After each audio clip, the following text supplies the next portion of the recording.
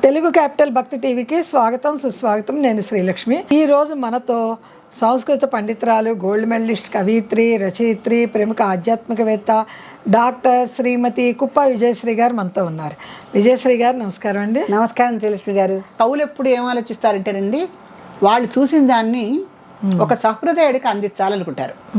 సహృదయం లేదే కావ్యానికి సార్థకత ఉండదు. సహృదయుడు చదివితేనే వాడికి కావ్య రసము, కావ్యాత్మ, కావ్యం యొక్క లక్షణాలు వాడికి అర్థమవుతాయి. దానికి సహృదయం ఉండాలి. కొంతమంది చూడండి, అమ్మవారి కటాక్షం కూడా ఉండాలి. అమ్మవారి కటాక్షం ఉంటేనే అసలు కావ్య హృదయం వస్తుందండి. అంటే అదే ఉంది, నాన్ ఋషి కురితే కావ్యం ఉంది. ఋషి కానివాడు కావ్యం రాయలేడు. ఒక ఋషి వాళ్ళ ముందు అంటే ఎదురు రాసే కావ్యాల్లో అంత పటుత్వం ఉండేది కదా. ఒక ఋషి కానివాడు కావ్యం రాయలేడు అన్నప్పుడు, ఒక ఋషి అయినటువంటి వాడు కావ్యం రాస్తే మరి ఆ కావ్యాన్ని అర్థం చేసుకున్న ఋషి అవ్వాలిగా, ఉండాలి కదా. అలా ఆ ఋషి లక్షణాలు అంటే ముందు ఒక సాంకేతికమైనటువంటి దార్శనిక దృష్టి, తర్వాత ఒక కవితాత్మకత అంటే సుకుమారము, సున్నితత్వము, కొంచెం నవరసాల్లో ఉండేటువంటి అతి సున్నితమైనటువంటి రసాభావాలు అవన్నీ కూడా వాళ్ళకి కనిపిస్తాయి. ఇవన్నిటితో వాళ్ళు రాస్తారు కవులు. రాసిన వాటిని యథాతథంగా అర్థం చేసుకొని ఆ కావ్యం అంటే కావ్యానికి ఒక మమ్మటుడని ఆలంకారికుడు ఉన్నాడండి సంస్కృత వీటిల్లో. మమ్మటుడని ఆలంకారిక శాస్త్రవేత్త. ఆయన రాస్తాడనమాట, కావ్యం యశసే అర్ధకృతే వ్యవహార విదే శివేతరక్షతయే సద్య పర నివృతతయే కాంతా సంయుతతయో ఉపదేశ యుజం. ఈ శ్లోకం అండి ఎంత ఫేమస్ అంటే ఆలంకారిక శాస్త్రంలో. తెలుగులో వివరించండి. తప్పకుండానండి. సంస్కృతంలో చెబితే మాకు అందరికీ సంస్కృతం అంత తెలియాలి కదా. సంస్కృతంలో ఎందుకు చెప్తా అంటే, చెప్తేనే అసలు సంస్కృతంలో ఇంత అద్భుతమైన విషయాలు ఉన్నాయి అనే విషయం అందరికి తెలియాలి. దాని తర్వాత కన్నడంలోకి రాసుకుంటామో, తెలుగులోకి రాసుకుంటామో, ఎవరికి వీలైన భాష వారు, ఎవరి ప్రాంతీయ భాష బట్టి వాళ్ళు ట్రాన్స్లేట్ చేయరు. కానీ అన్ని భాషలకి జనని సంస్కృతంబే తల్లి భాషలకు, సమస్త భాషలకు. జనని సంస్కృతంబే సమస్త భాష కదండి, దేవభాష కదండి. ఈ దేవభాషలో ఒకటి రాశారు, ఒకటి రాయలేదని లేదు. అలా ఇప్పుడు ఈ కావ్యం ఎవరికైతే అంకితం ఇస్తారో అతనికి సహృదయం ఉండాలి. లేకపోతే ఏదో ఉందిలేవయ్యా నేనే అంకితం తీసుకొని అంటారు. ఒక కావ్యం చదివినప్పుడు అండి ఆ కవి హృదయాన్ని వీళ్ళు అర్థం చేసుకోవాలి. ఆ అర్థం చేసుకున్నప్పుడు ఆ కవి ఎంత చక్కగా ఆలోచించి రాశాడు. అది నేను కావ్యాలు చదివే రోజుల్లో శ్రీలక్ష్మి గారు లవంగలతలతో ఒక పొదరిల్లు నిర్మించారు నలదమయంతులకే అని వస్తుంది వాళ్ళ వివాహానంతరం. లవంగలతలతో అంటే చదువుకునే రోజులు కదా, అంత తెలియదు మాకు. అందులో కొంచెం మనం పెరిగిన రోజుల్లో ఎక్కువగా మనకు ఒక ఫ్రేమ్లో పెంచేవారు మన తల్లిదండ్రులు. బయటికి వెళ్తాం అన్ని, అప్పట్లో ఈ గూగుల్ అవి కూడా లేవు కదా. అందుకని లవంగలతలు ఏంటి, సరే వాళ్ళ క్లాసులో అడిగి తెలుసుకుందాంలే అనుకున్నాను. తర్వాత చూస్తే లవంగలతలతో ఉన్నటువంటి వేడి ఆ పొదరిళ్ళల్లో ప్రసరిస్తూ ఉంటుంది. వేడి లవంగం వేసుకుంటే వేడనే అంటారు. ఆ లవంగలతల్లో ఉన్నటువంటి ఒక వేడి ఆ పొదరింట్లో ప్రవేశించి వాళ్ళకు ఒక వెచ్చని సౌకర్యం కల్పిస్తున్నారు. వీళ్ళు నవదంపతులు అనమాట. ప్రకృతి ఎంత సహకరిస్తుంది. ఈ విషయము కవి రాశాడు. అంటే నలదమయంతులకు వివాహానంతరం వాళ్ళు అలా ఉద్యానవన విహారం చేస్తూ ఒక పొదరింట్లో ప్రవేశించారు. ఆ పొదరిల్లు ఎలా ఉంది అంటే లవంగలత పరివేష్టిత అని రాస్తాడు. అంటే లవంగలతలతో మన లవంగాలు గుర్తుంటాయి కదా పాపం వీళ్ళకి. ఈ మధ్య కాదులేండి, ఎప్పటి నుంచో చూస్తున్నాం. ఒక లవంగం పూలని గమ్మత్తుగా ఎర్ర పువ్వులతో గుత్తులుగా భలే కనిపిస్తుంటే.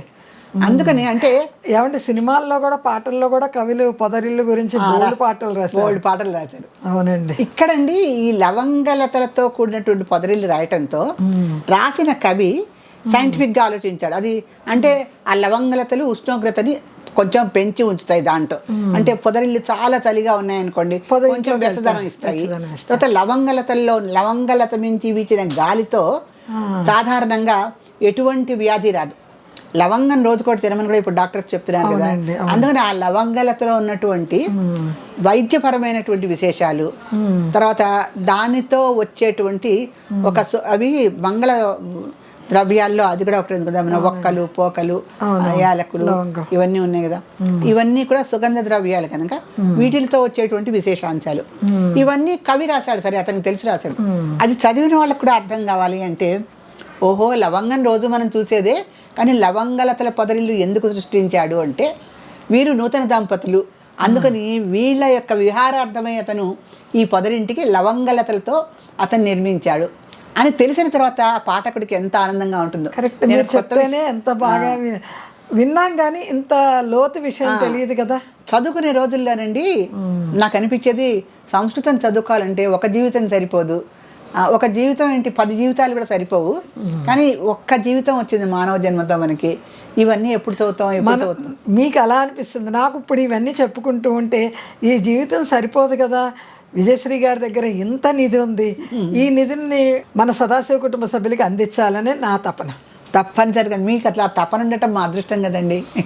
మీ తపనే మా యొక్క, అంటే మేము పంచుకోవాలి అంటే అది ఎవరో అన్నట్టు రాజు ఉంటే రాజాశ్రయం ఉంటుంది, రాజు ఉండాలి కదా ముందు.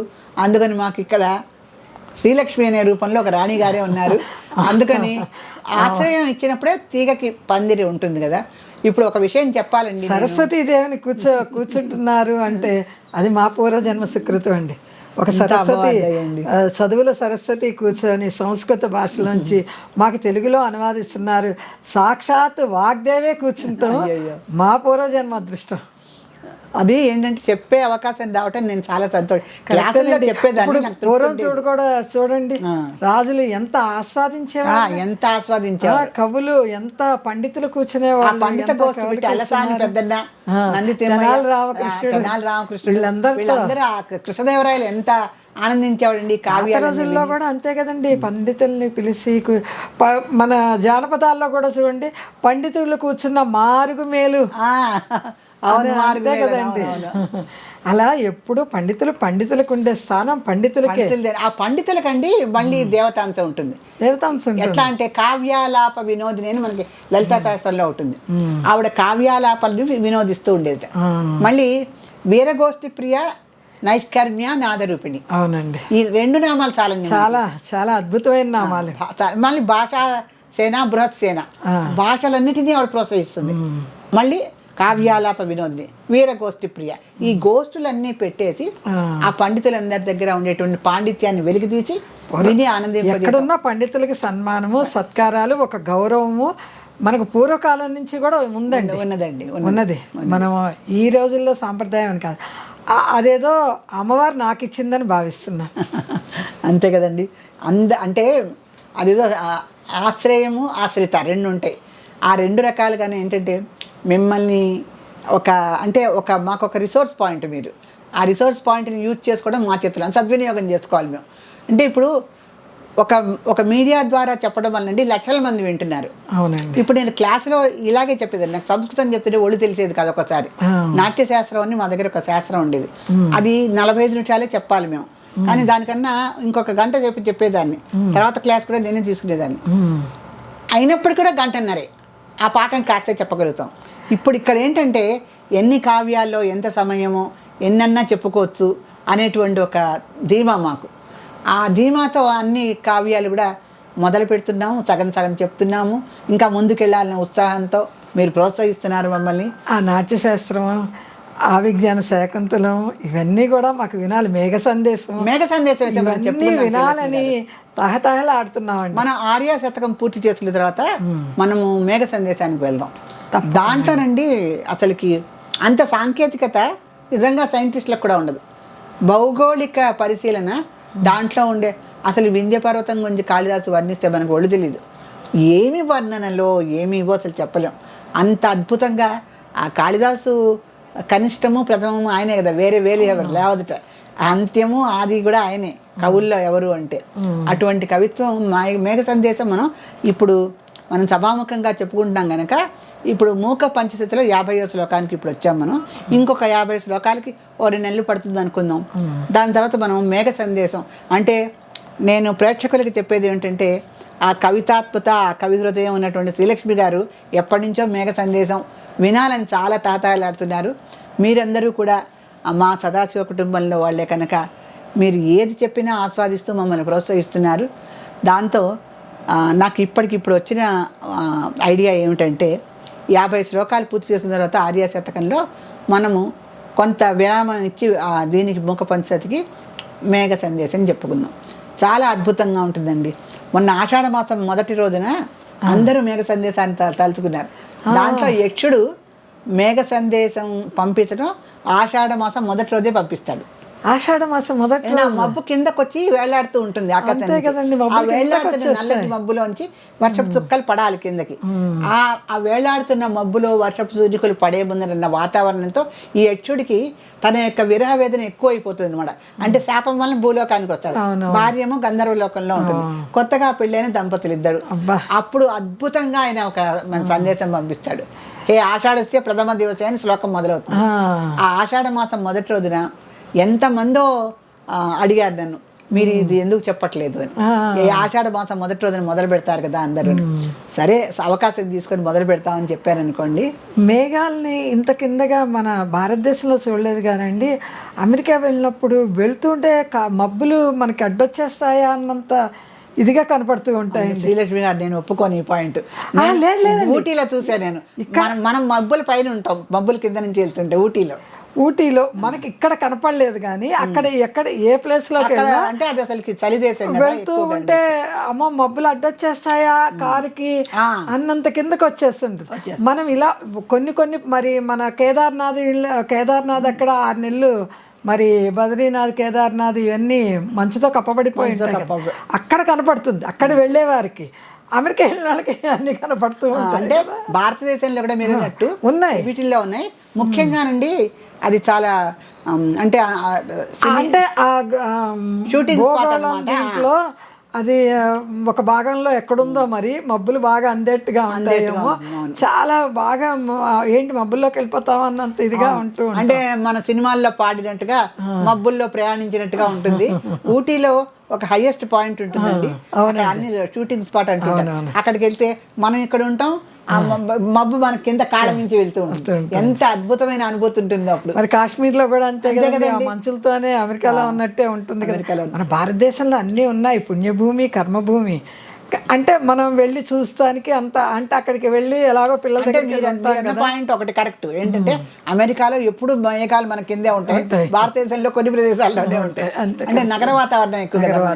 అలా కాకుండా ఈ విజిటింగ్ ప్లేసెస్కి వెళ్ళినప్పుడు అక్కడ మేఘాలు మన కింద కాళ్ళ నుంచి వెళ్తుంటాయి, మన పక్క నుంచి వెళ్తూ ఉంటాయి. సో అలా మేఘాలు 6 నెలలు మంచులో ఉండిపోయి 6 నెలల తర్వాతే కదండి మనకి గుడి మళ్ళీ దర్శనం అయ్యేది. అవును. విజయశ్రీ గారు, ఈరోజు మన సదాశివ కుటుంబ సభ్యుల్లో అమ్మవారు పుణ్యగ్రంథం రూపంలో ఎవరింటికి వెళ్తుందో తెలియజేస్తారా? అమ్మవారు అన్ని అమ్మవారి పేర్లు పెట్టుకునే వాళ్ళ ఇంటికే వెళ్తుందండి. రాజ్యలక్ష్మి గుంటూరు, రాజ్యలక్ష్మి గుంటూరు. రాజ్యలక్ష్మి గారు, మిమ్మల్ని కంప్యూటర్ సెలెక్ట్ చేసింది. మీరు చక్కగా సబ్స్క్రైబ్ చేశారు, లైక్ చేశారు, మంచి కామెంట్ కూడా పెట్టారు. ఇదే మార్గంలో అందరూ ఉండాలని మేము కోరుకుంటున్నాము. రాజ్యలక్ష్మి గారు, మీకు త్వరలోనే గుంటూరు హైదరాబాద్కి మరీ దూరం కాదు కనుక మీకు త్వరలోనే పుస్తకం అందుతుంది. శ్రీమాత్రే నమః. రాజ్యలక్ష్మి గారు, స్క్రీన్ పైన వచ్చే నెంబర్కి మీ చిరునామా, పిన్ కోడ్ నెంబర్ వ్రాసి పంపించండి. తెలుగు క్యాపిటల్ భక్తి టీవీ వారు మీకు పుణ్యగ్రంథాన్ని అందిస్తారు. మన సదాశివ కుటుంబ సభ్యులు లైక్ చేయండి, కామెంట్ పెట్టి కామెంట్ పక్కన తప్పకుండా పేరు, ఊరి పేరు వ్రాయండి. శ్రీమాత్రే నమః.